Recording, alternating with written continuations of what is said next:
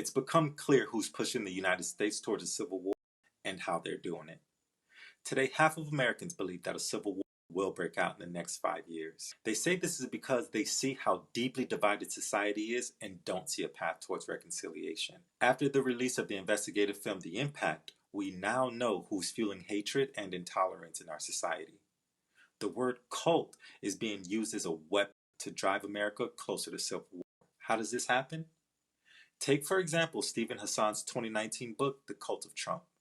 In his book, anti-cultist Hassan employs Nazi tactics like guilt by association and dehumanization. He compares then-President Donald Trump to figures like Jim Jones, David Koresh, L. Ron Hubbard, and Sun Myung Moon, claiming that Trump's presidency has much in common with destructive cults.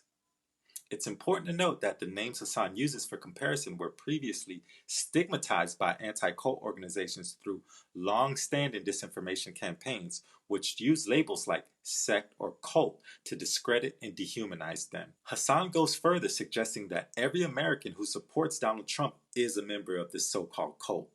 In other words, he claims that Trump supporters are not independent thinkers and that they need to be subjected to interventions, as Hassan puts it, or in other words, forced to change their beliefs. Despite this, Stephen Hassan is frequently invited on the major TV networks as an expert, and his opinions are highly valued in the media.